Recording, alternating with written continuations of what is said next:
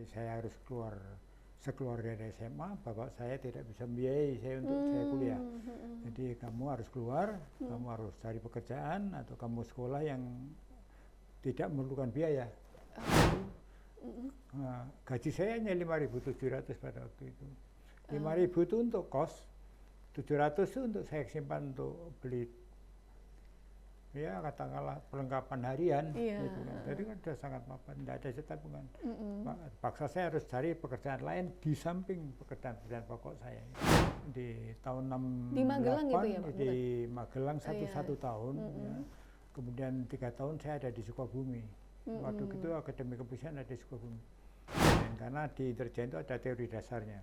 Yang pokok kalau kita belajar pengetahuan ada namanya pohon pengetahuan ya. Iya, pohon pengetahuan. Nah itulah. Kalau sesuatu itu sudah kita hayati ya, itu pasti jadi semua itu menyenangkan tuh. Iya, betul. Bagi saya ya. Jadi gitu. kalau udah anatominya saya tahu.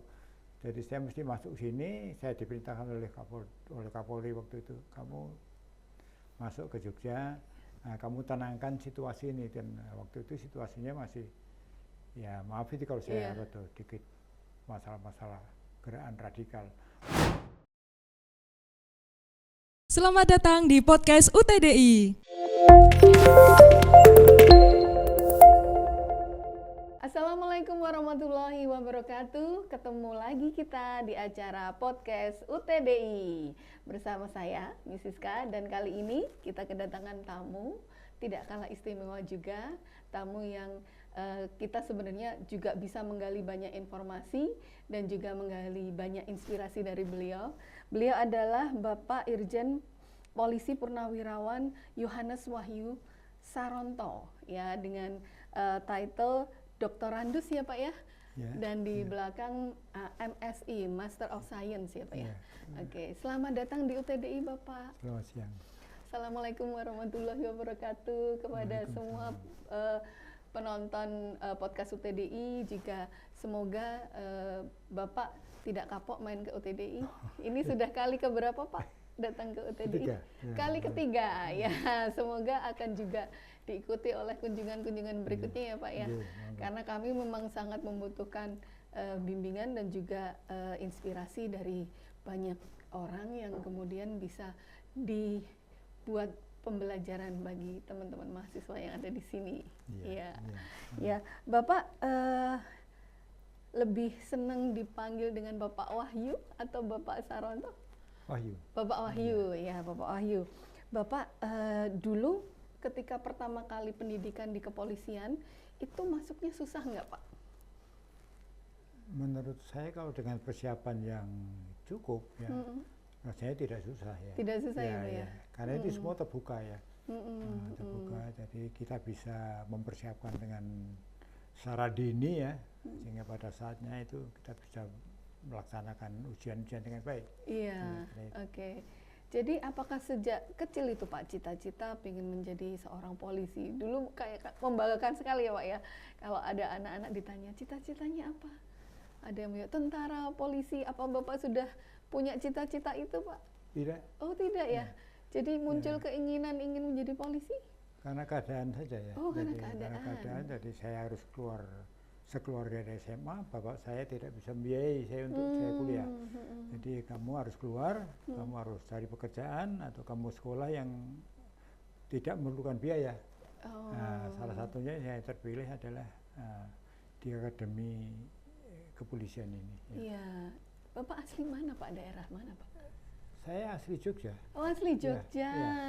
Oke, asli Jogja. Berarti anu ya Pak ya, berhati nyaman sekali ya Pak karena betah di Jogja ya Pak ya. Itu pilihan masa-masa corona ini kan harus kita rumuskan dengan keluarga ya. Mana yang paling baik, paling tepat untuk kita ya itulah pilihan. Iya, berarti putra Jogja ini Pak. Iya. Dari Jogja, asli Jogja. Ya. Dan mestinya sudah ke berbagai daerah juga ya Pak ya. Ya kalau Indonesia karena saya tugas, mungkin sudah seluruhnya ya. Sudah seluruh Indonesia, wow. Kalau luar negeri Pak?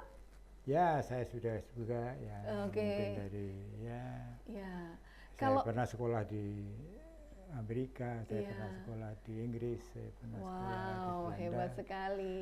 Di China, di ROC, ya, Wah, itu iya. ya, beberapa lain-lain. Oke, itu nggak bosan Pak belajar terus?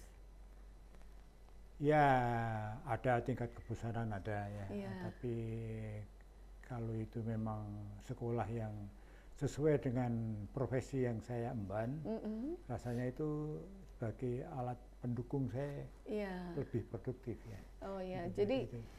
sekolah atau pendidikan itu memang kemudian lebih membuat kita jadi berkualitas ya Pak ya? Iyalah, ya, Iya. ya, yang Kalau ada masalah-masalah waktu di perkuliahan biasanya apa yang Bapak lakukan mungkin ada, atau di pasti ketika ada lah, menempuh ya. pendidikan? Saya ya katakanlah gini, kesiapan orang kadang-kadang kan terjebak kepada masalah-masalah finance ya, Iya. dukungan biaya kuliah itu memang betul, apalagi dengan kondisi sekarang ini kuliah mahal, tapi setelah keluar ya itu apa yang kita dapat di luar tidak seperti yang kita bayangkan memang. Iya. Nah, kita mungkin hanya bergaji sangat terbatas ya. Seperti saya juga, saya keluar dari akademi kepolisian tahun 71, gaji saya hanya 5.700 pada waktu itu. 5.000 itu untuk kos, 700 itu untuk saya simpan untuk beli ya katakanlah perlengkapan harian. Iya. Gitu kan. Jadi kan sudah sangat mapan, tidak ada tabungan. Paksa saya harus cari pekerjaan lain di samping pekerjaan pokok saya. Oh, oke. Jadi memang hidup itu perjuangan ya Pak ya? Banyak temennya.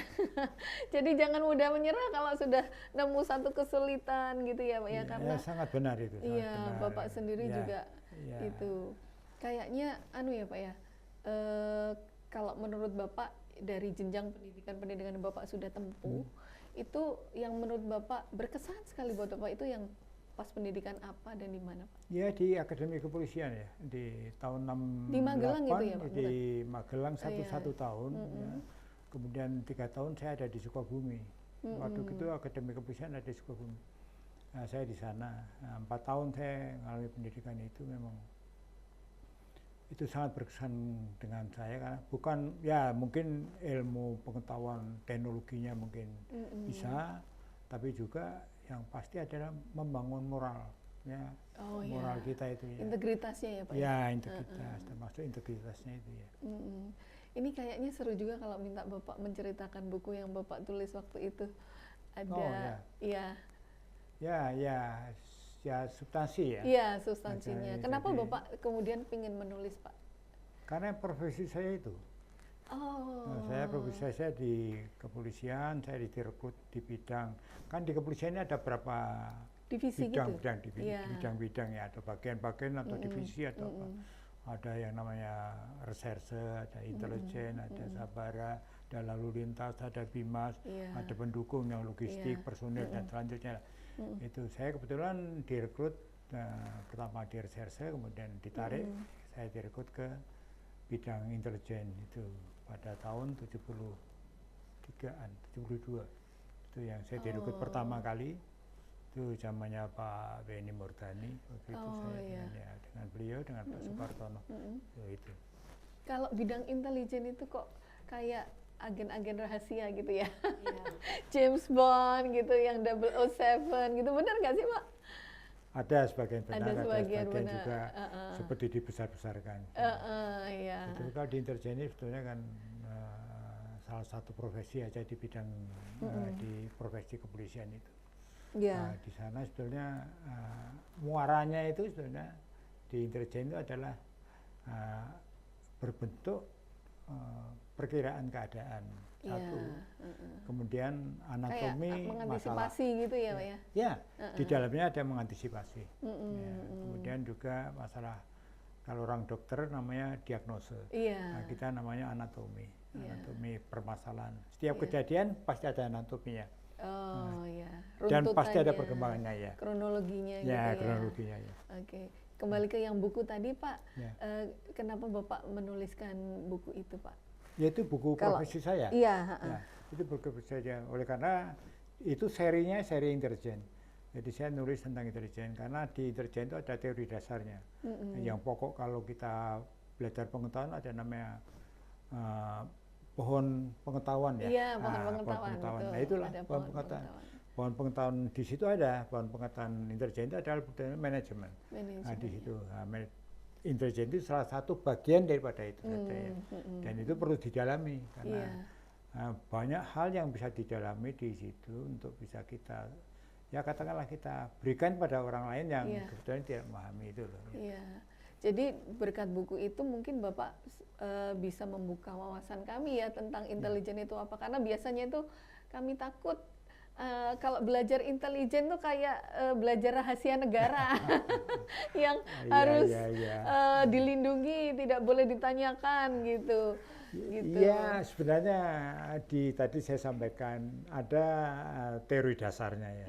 Teori dasar intelijen itu, intelijen bisa kalau kita katakan intelijen saja kadang itu sangat abstrak ya. Sangat abstrak, tidak bisa diraba, tidak bisa dirasakan, tidak bisa diapakan kan. Tapi kalau kita masuk kepada teori dasarnya, bahwa intelijen itu bisa dilihat dari organisasinya. Setiap negara pasti punya organisasi intelijen, pasti punya ya. Bentuknya apapun, namanya apapun. Kadang-kadang tidak ada nyinggung intelijen, tidak ada nyinggung apa. Kadang-kadang kalau di Malaysia itu namanya Research and Development, itu dia namanya itu, tapi di dalamnya intelijen. Nah, kalau di Indonesia ini ada yang intelijen negara itu namanya Badan Intelijen Negara, misalnya kayak BIN kalau di Indonesia, dan ada NKVD, ada GRU, ada apa itu yang di luar negeri ya banyak ya. Di buku saya ada. Itu dari organisasinya. Kemudian yang kedua kita bisa lihat intelijen, itu kan bisa diraba ya. Kita lihat intelijen itu dari kegiatannya. Kegiatan intelijen itu sebetulnya ada 3 hal yang penting, yaitu bagaimana kita mengumpulkan bahan keterangan, itu namanya penyelidikan, penyelidikan investigasi. Kita ya. Kemudian itu salah satunya investigasi, tapi itu ada namanya kalau di kita lebih makro, namanya full bucket, pengumpulan bahan keterangan. Nah itu ya. Kemudian yang kedua adalah masalah intelijen tadi dilihat dari kegiatan, sekarang dilihat dari produknya. Produknya apa? Produknya intelijen. Karena yang dirasakan oleh pimpinan kita, oleh orang lain adalah produk. Produknya intelijen itu ada 2 hal. Yang hasil dari analisis makro itu namanya perkiraan keadaan atau prediksi. Kemudian hasil daripada analisis mikro itu namanya anatomi masalah. Nah, kenapa begitu? Ya, dari tugasnya intelijen itu ada memberikan warning, ya, hasil deteksi dia. Itu deteksi awal. Nah, ya, deteksi awal kita ambil, lalu kita olah dia dalam analisis intelijen, lalu kita sajikan dalam bentuk produk yang 2 tadi itu. Yang satu adalah perkiraan keadaan. Ya. Jadi setiap produk intelijen pasti ada itu, ada perkiraan. Kalau ada kejadian itu ke depannya kayak apa? 3 tahun lagi kayak apa, 2 tahun lagi kayak apa, 1 tahun lagi kayak apa. Itu tren itu pasti ada, harus ada. Kemudian yang kedua ada anatomi. Anatomi setiap masalah itu pasti ada anatomi ya. Jadi siapa pelakunya, siapa pembantu melakukan, dia melanggar apa, motifnya dan selanjutnya itu ada anatominya. Untuk mencari apa itu? Mencari nerve centernya, titik pusat dari masalah itu apa yang menyebabkan terjadi masalah itu. Itu yang nanti kita sampaikan pada fungsi lain, yaitu fungsi reserse, fungsi samakta, dan selanjutnya lah, lalu lintas, yaitu. Kadang-kadang munculnya dari lalu lintas, kadang-kadang munculnya dari masa penyelidikan tidak. Sekarang kita lihat semua. Saya bisa melihat ini semua loh, ini munculnya dari sini, munculnya dari sini. Saya sampaikan kepada fungsi lain, tangan ini dengan baik, tangan ini dengan baik, tangan ini dengan baik. Ya. Itu anehnya. Jadi kalau sekarang dengan teknologi itu melakukan itu bisa dengan semakin cepat gitu ya Pak ya? Itulah sebetulnya yang sedang kita kembangkan di profesi saya, ada yang namanya smart intelligence. Smart intelligence itu adalah intelijen yang smart, intelijen yang di backup dengan peralatan perkembangan TIK itu ya, jadi ya, teknologi informasi komunikasi. Nah itu kan berkembang, itu yang selalu kita pakai. Ya. Jadi kalau kita mengatakan hardware-nya, software-nya dari situ kan kita ambil. Berarti itu membuka peluang buat teman-teman mahasiswa ya, kalau mau bergabung dan bekerja karir di bidang intelijen. Itulah yang betulnya menarik saya. Kenapa saya ngajar selain di sini, bukan ngajar ya, mungkin saya diberikan kesempatan seperti ini. Saya juga ngajar di TELU, tahu TELU ya? Iya. TELU di Bandung, ya, di Bandung itu saya ngajar di sana. Itu juga, ya. Saya ngajar di Surabaya, di Purwokerto. Itu masalah-masalah itu. Karena ini sangat penting ya. Kita tidak bisa meninggalkan yang namanya perkembangan TIK itu. Tidak bisa. Kita ke depan itu akan tergantung pada ini. Iya. Itu aja. Iya. Lalu siapa yang pakai? Ya pakai siapa saja, termasuk kita dari profesi intelijen. Iya. Gitu. Kalau tanpa itu kita ketinggalan jauh. Ya. Alat kita Oke. itu mungkin bisa setahun sekali ganti alat-alat kita. Iya. Ya itu. Tapi Gitu, aman ya Pak ya berkarir di bidang intelijen ya Pak ya? Kenapa? Aman ya Pak ya? Kan banyak yang kemudian takut Pak ya. karena kata-kata intelijen itu Pak seolah-olah Ya. itu apa ya? Tidak semua orang bisa masuk ke situ, kemudian harus ya itu tadi Pak, karena kami kebanyakan nonton film James Bond gitu, yang 007 kayaknya banyak misi-misi rahasia gitu. Iya. Sebetulnya itu kan opini ya. Kan banyak juga apa Iya. kesempatan juga ya Pak ya. Sebetulnya tadi sebetulnya kan intinya intelijen kan ada di 3 tadi itu saya berikan teori dasarnya itu. Kalau kita lihat intelijen itu sebetulnya itu. Kalau ya kemudian kita ada film, itu kan betulnya beberapa event yang ada di dalam intelijen ini yang difilmkan. Iya. Ya misalnya gitu loh, agen yang bagus, ya kemudian dan agen harus gagah, ganteng, cakep, cantik, kan gitu kan biasanya gitu kan. Kalau yang di film-film kan gitu. Dan Jadi, satu lagi Pak, immortal matinya susah. harus selesai dulu. Nanti kalau ini kira-kira laris ditonton, dibikin nggak mati dulu Pak. Nah itu saya kaitkan dengan moto kita. Motonya di intelijen itu ada satu moto. Itu betulnya kan budaya organisasi ya. Nah, setiap organisasi pasti punya budaya, termasuk pendidikan, termasuk intelijen. Nah, intelijen itu ada moto yang penting yang harus diyakini oleh kita. Itu adalah satu yang namanya velok et equitatis. Nah itu adalah tepat. Gitu. Informasi harus diberikan secara tepat, lalu baru keduanya tepat. Kalau tidak tepat dia akan diulang lagi berputar, siklus namanya itu ya. Nah kemudian yang kedua ada juga moto untuk setiap manusia intelijen itu yang kita disumpah dan selanjutnya, yaitu yang dinamakan pertama.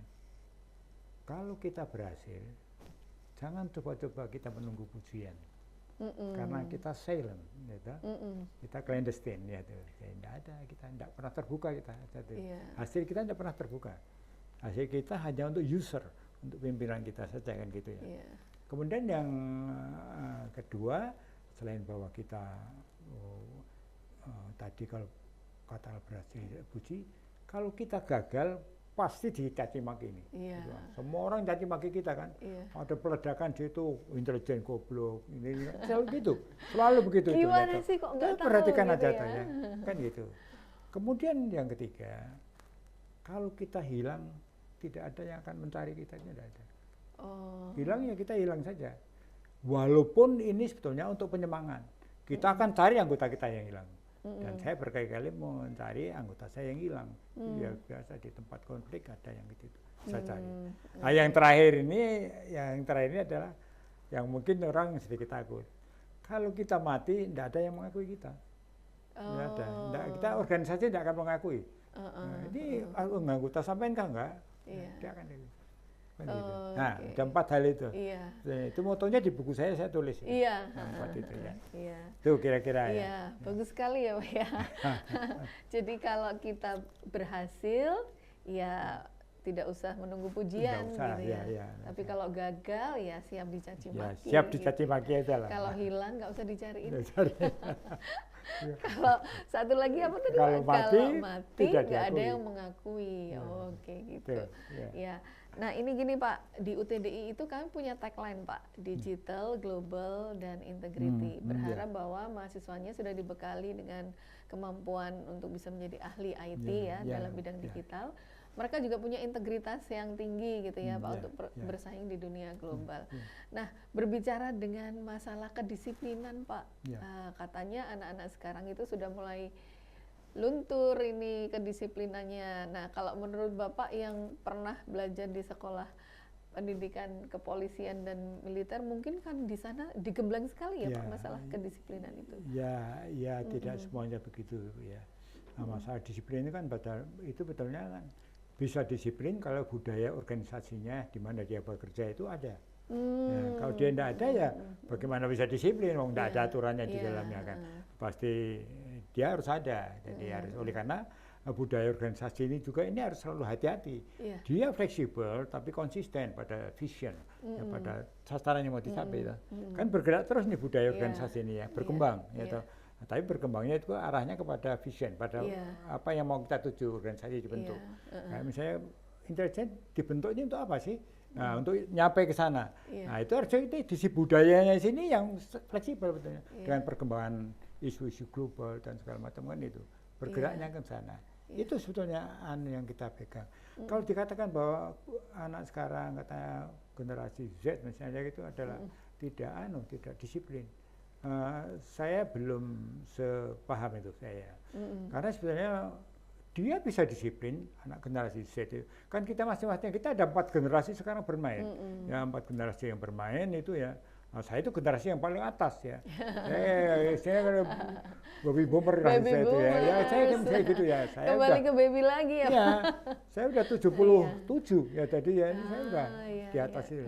Nah, itu kan semua itu dari 4 generasi pasti punya spesifikasi, punya kekhasan sesuai dengan tahun di mana dia hidup. Bertumbuhnya. Pertumbuhannya akan itu. Jadi kita tidak perlu takut itu.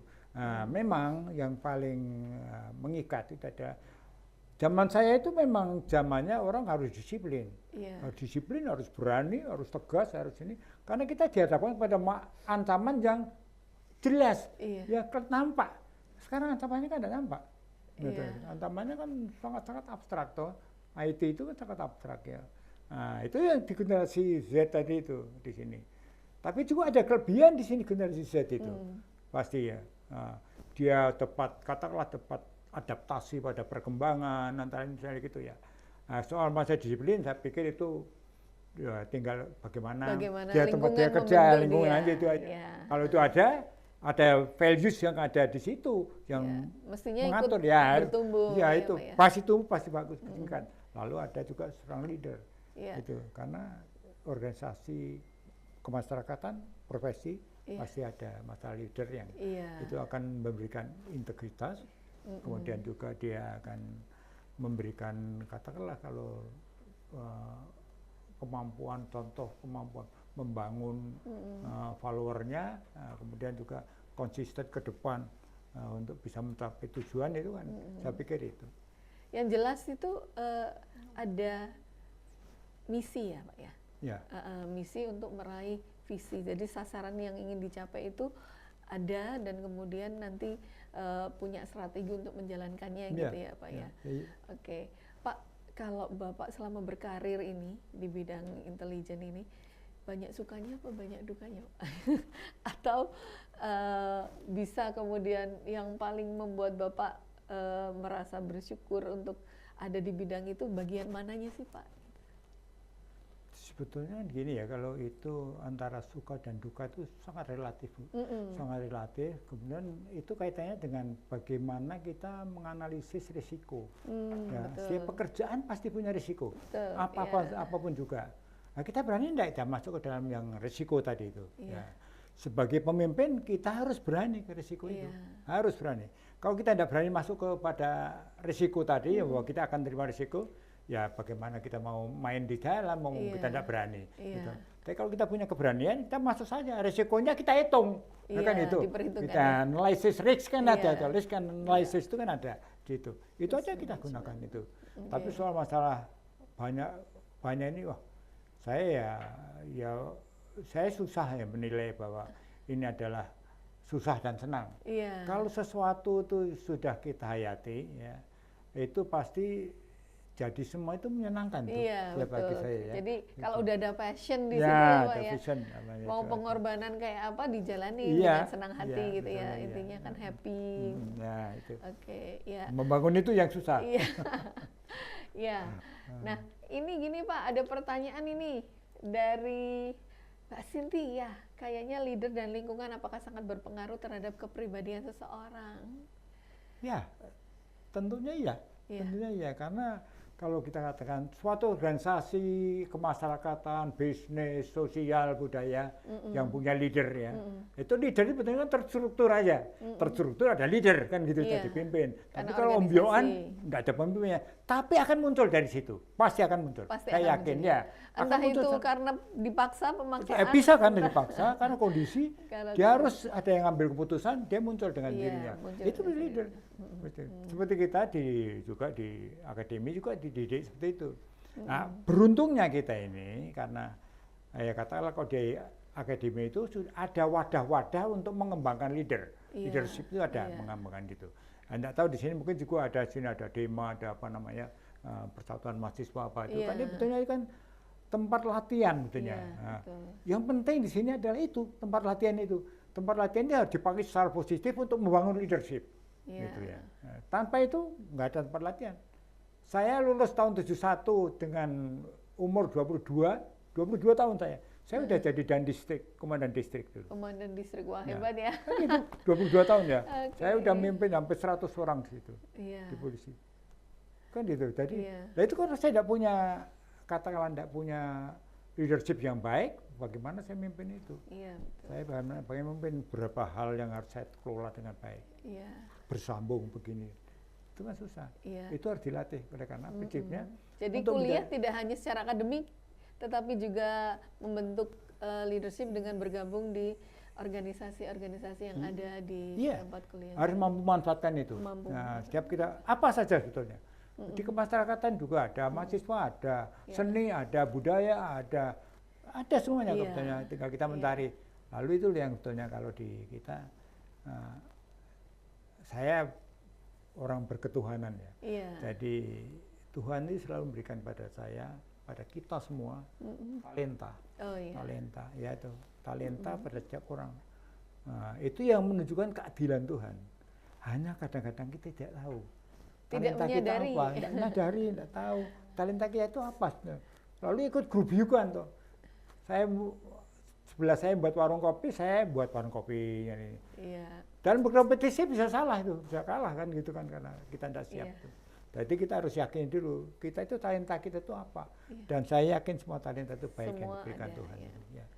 Kalau menurut Bapak, yang Bapak jadikan sosok panutan untuk leadership itu siapa Pak? Benny Murdani. Pak Benny Murdani. Oh iya Pak.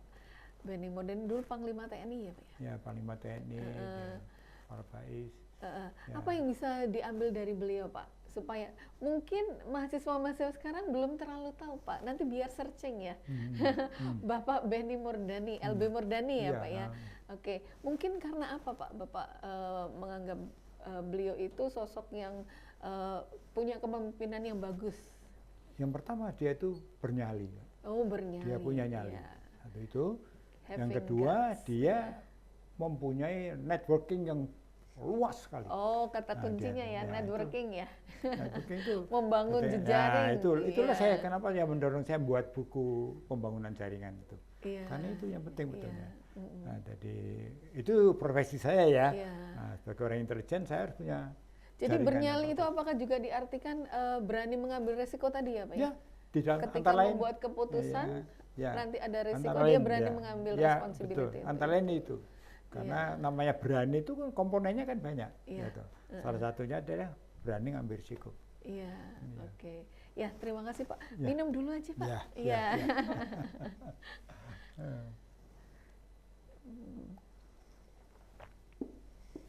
Masih berapa menit? Oh, sudah 6. Oke. Sekarang kita ngobrol yang santai-santai aja Pak ya. Oke. Ya, baik Pak. Bagaimana kalau tentang ini Pak? Bapak kan dari Jogja nih Pak. Ya, mesti sudah familiar dengan gudeg ya Pak ya. Memang lidahnya sudah terlanjur lidah yang manis. Makanan favorit selain gudeg apa Pak?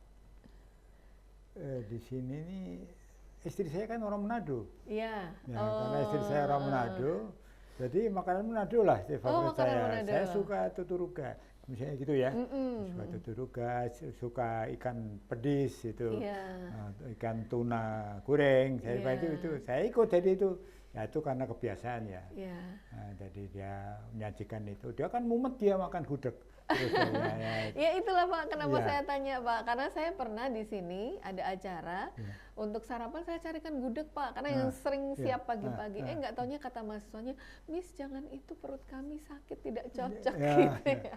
Karena manisnya ya. Karena manisnya gitu, karena belum terbiasanya gitu. Jadi kalau misalnya ini Pak berbisnis di kulineran makanan gitu, selain dengan makanan Jawa, mungkin dengan makanan Manado, mungkin perkopi-kopian gitu, Bapak juga Ya. kerso minum kopi? Nah itu juga memang perlu ATC juga. Saya itu kan punya kopi, namanya kopi Ponti ya. Kopi Oh, Ponti itu resto ada, ya Pak ya? ya itu Oh, sekarang Bapak ada punya restoran loh.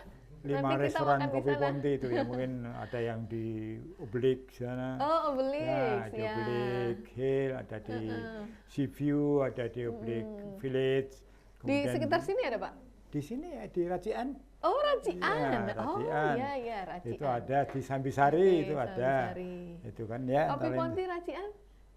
ya, itu bisa. Dekat kok itu Saya dari di sana sini. kan. Oh, itu. Oke, Ya, pagi itu tadi punya saya Bapak. tinggal ya ramai itu karena orang Iya, ngopi. Banyak iya, ngopi. iya, Itu sebetulnya. Kopi Oh, Ponti iya. saya ambil dari Pontianak. Saya pernah lama tugas di Pontianak, saya dekat dengan mereka. Iya. Ada mereka di sana ada 2 kopi yang besar, Aming dan Asyang. Iya. Jadi itu saya ambil satu, atau dia ngajari saya di sini karena pernah komunikasi baik, karena saya diberikan kesempatan buka di sini kopi Ponti di mana. Iya. Sudah hampir Oke. 15 tahun lah. Iya. Tapi berarti kalau gitu yang bidang-bidang usaha yang seperti itu berarti keahlian istri ya, Pak ya? Ya, lebih banyak dia. Dan mungkin manajemennya itu saya yang bantu karena istri saya kan enggak sekolah manajemen dia, enggak sekolah manajemen. Jadi dia kan dulu istri saya di SKKA, kemudian melanjutkan ke akademi apa di Surabaya itu. Iya. Nah itu dia soal manajemen saya ngelola dia kan. Karena kan perkembangannya kan kalau di manajemen strategik itu ya. Oke. Iya, Pak. Ini ada yang penasaran, Pak. Bapak kok bisa dapat orang Manado padahal dari Jawa gitu, kayak nggak beda banget itu, Pak. Ya, karena begini ya. Saya tugas di Kalimantan nih ceritanya saja. Tugas di Kalimantan Iya.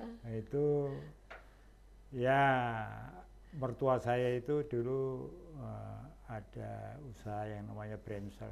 Karena mertua saya dulu sekolah di Belanda. Iya. Jadi terus dia ke Kalimantan diberikan perusahaan Belanda untuk dikelola yang namanya Brensel itu, yang sekarang jadi Indutani namanya. Nah, anaknya itu salah satunya dia. Dia itu dulu kerja startup pesawat itu.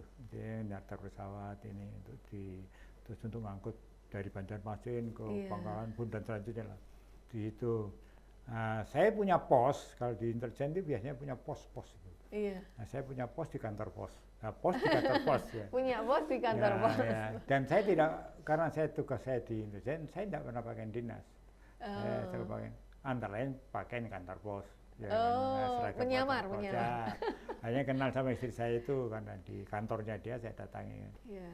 Ya, siapa ini orang ini ya begitu. Ya, bisa. Oke. Akhirnya kan dulu kecil dulu 48 tahun tuh, Iya. 48 kilo dari kecil tuh. Oh iya. Datangnya itulah terus jalan. Tahun 75 akhirnya saya 75 itu saya menikah. Tahun 75 menikah 75 ya, Pak ya. ya. Kemudian pindah ke Jogja? Betah, Waduh, Pak, dari beliau? sana saya itu udah keliling, tidak tahu ya sudah. Oh, memang Saya Jogja, berpindah-pindah ya, tugas Pak di ya? Jogja itu yang ya kemarin saya jadi Kapolda di sini itu ya, tahun 2000 itu. Oh iya ya, Bapak pernah jadi Kapolda di sini Ya, ya, Pak saya ya? Kapolda di sini tahun. Selain itu saya tidak pernah.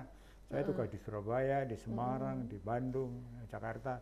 Ada di Jogja itu ya saya jadi Kapolda di sini tahun 2000 itu. Oh iya. Itu yang Iya. dunia saya. Oke, nah ini Pak sebagai mantan Kapolda gitu ya Pak ya, karena sudah tidak bertugas lagi. Tantangan yang Bapak hadapi ketika menjadi Kapolda DIY itu apa Pak? Ya biasanya kita Kayaknya gini ya. orang Jawa tuh Pak, maksudnya kalau orang Jawa kan kayaknya nggak terlalu yang banyak berdemo atau bagaimana gitu Pak? Ya. Jadi kalau istilah kita Jogja ini betulnya intelektual. Jadi kalau saya katakan di sini adalah tokoh intelektualnya. Oh. Ya, semua gerakan di Indonesia itu, karena saya di intelijen ya. Iya. Nah, jadi anatominya saya tahu.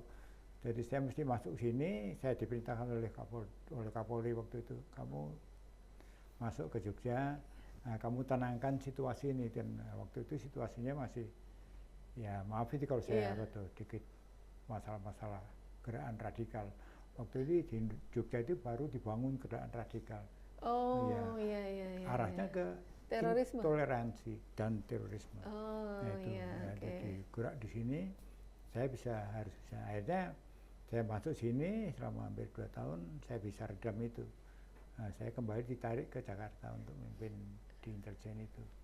Iya. Itu kira-kira itu. Oh, begitu. Ya. Ya, terus mungkin kalau misalnya Bapak ingat yang waktu itu menjadi tantangan terbesar dengan menghandle masalah intoleransi dan Ya, mungkin juga mengarah ke terorisme, Mm. itu apa Pak? Dan mungkin bisa dicegah dengan memberikan pesan kepada generasi muda ini supaya kita sebagai bangsa yang berbanyak suku, agama dan ras saling bertoleransi Ya. itu bagaimana Pak? Karena profesi saya itu adalah membuat prediksi ya. Nah, saya harus tahu kedalaman daripada setiap masalah yang muncul ya. Saya dalami itu kenapa begitu. Iya. Jadi ternyata memang kalau pernah baca yang namanya proxy war, asymmetric war, yaitu ya itu bagaimana perang untuk masa depan. Nah, perang masa depan itu adalah perang yang menggunakan bukan saja senjata, Iya. tapi menggunakan pikiran. Oh Nah, iya. ya, pikiran-pikiran ini termasuk pikiran yang ada di dalam benak para orang teroris itu. Oh iya. Orang-orang betul. radikal, orang-orang yang intoleransi. Iya. Nah, itu orang-orang ekstrim itu pasti ada sesuatu di dalamnya. Itu yang kita dalami dan ternyata memang iya di antara mereka itu adalah orang-orang yang dikendalikan dari luar. Dari luar iya. yang untuk mengembangkan sesuatu di sini. Ya.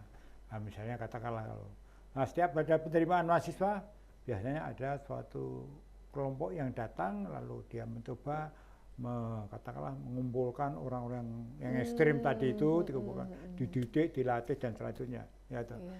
yang akhirnya dia rasa nasionalisme turun dia.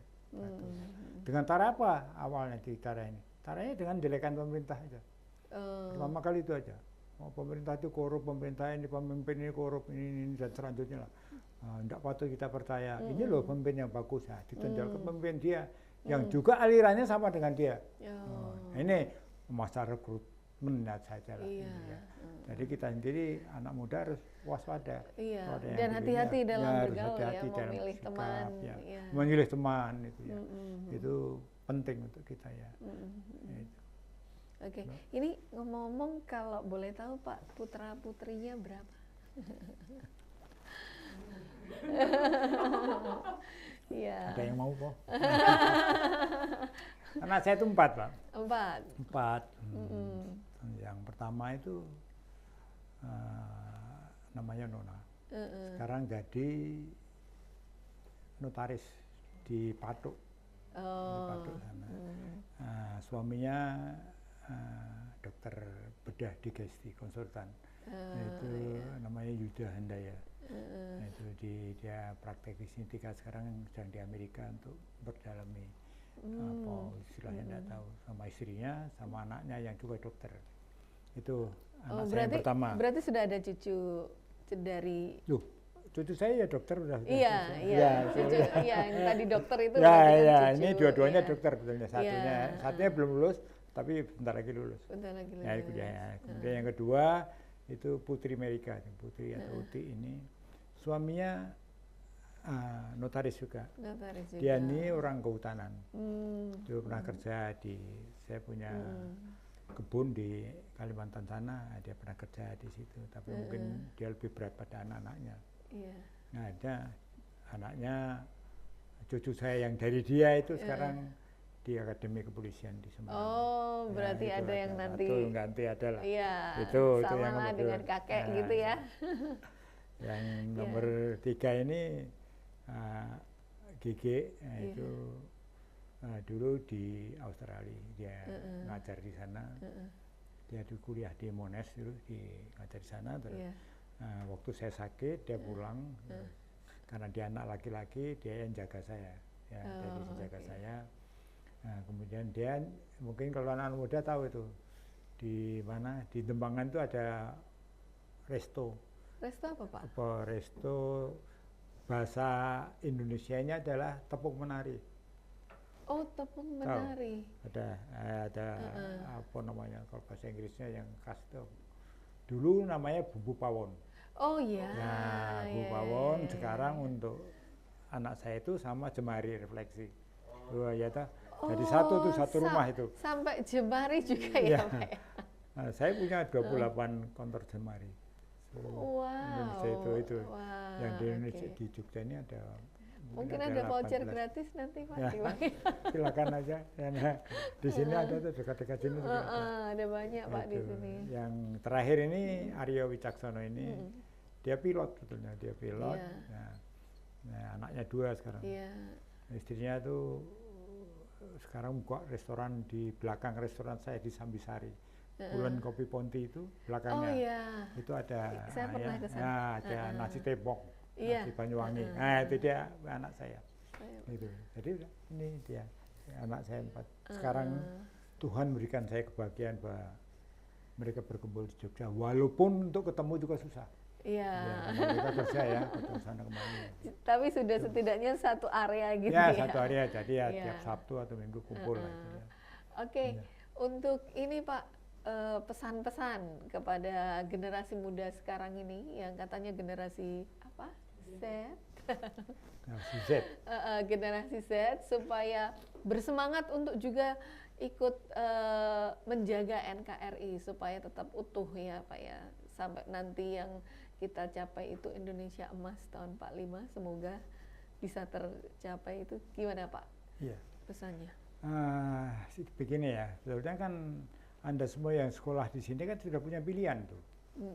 Pilihannya adalah bahwa Anda akan mendalami masalah teknologi informasi dan komunikasi. Pasti itu kaitannya dengan itu sekolah sini. Kalau enggak ya sekolah di luar aja, di akademi apa di perguruan tinggi gitu apa yang lain aja. Kalau di sini kan kita harus sudah fokus. Betul. Karena itu pilihan saya. Iya. Saya berpilih seperti saya masuk akabri kepolisian, saya harus fokus kepada kepolisian. Itu. Kepolisian lalu subnya di situ ada apa? Di intelijen. Nah, di subnya itu ada lagi betulnya. Anda juga saya pikir gitu. Anda akan mendalami masalah yang diajarkan di sini, yaitu kaitannya dengan teknologi informasi dan komunikasi tadi, itu harus ditekuni betul. Jangan takut dan harus fokus. Satu itu fokus. Sehingga Anda akan menjadi expert di bidangnya. Expert. Karena tanpa expert Anda akan gelundang-gelundung ke sana kemari. Itu. Jadi apa? Sehingga kalau Anda expert, Anda akan dibutuhkan orang lain.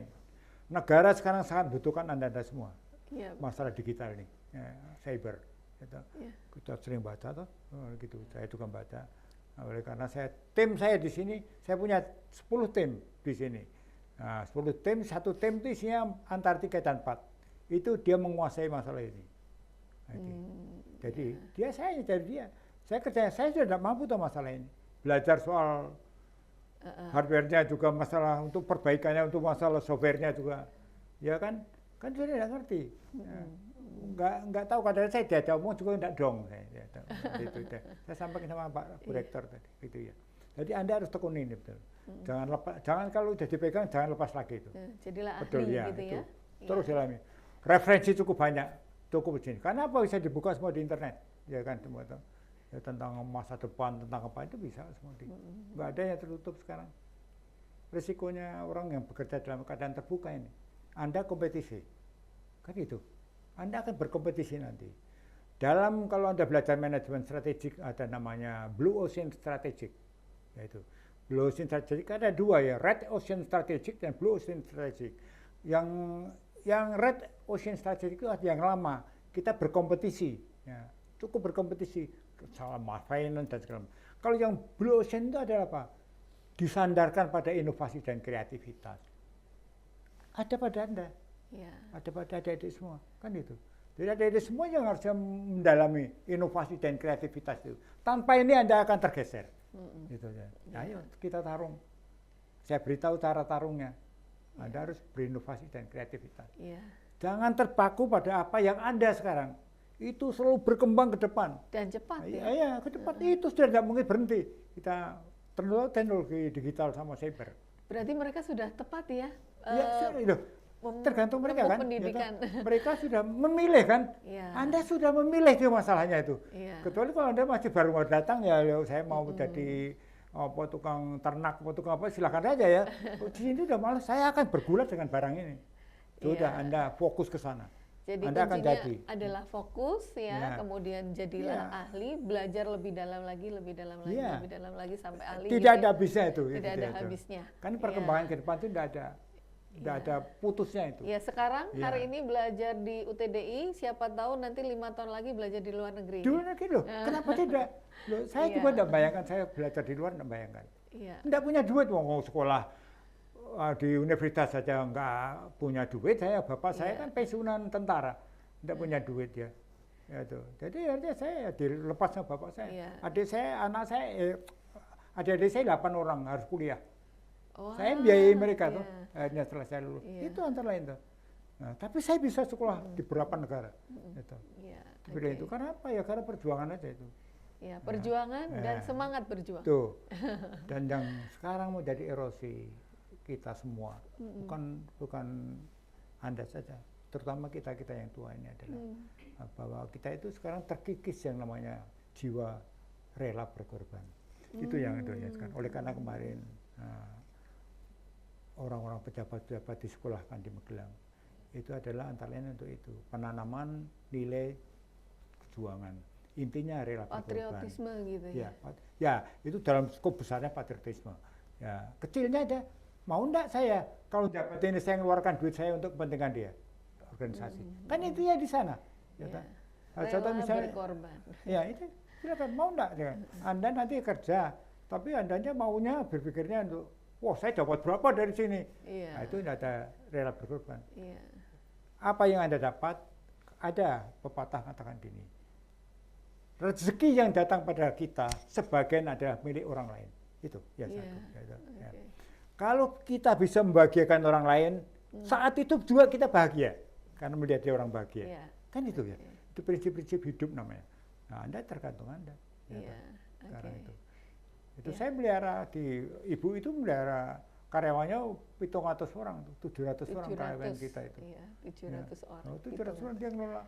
Ibu sendiri ngetek sana ngetek sini dia kan sama anak-anak itu ya. Berarti career woman ya, business woman benar. Ya itu semua dari mana pengorbanan. Saya jam 4 sudah bangun pagi. 4 bangun pagi saya ke pasar. Kalau rebutan sama ibu, kalau tidak saya golf saya diajak ke pasar. Ikut pasar. Saya setir ke pasar.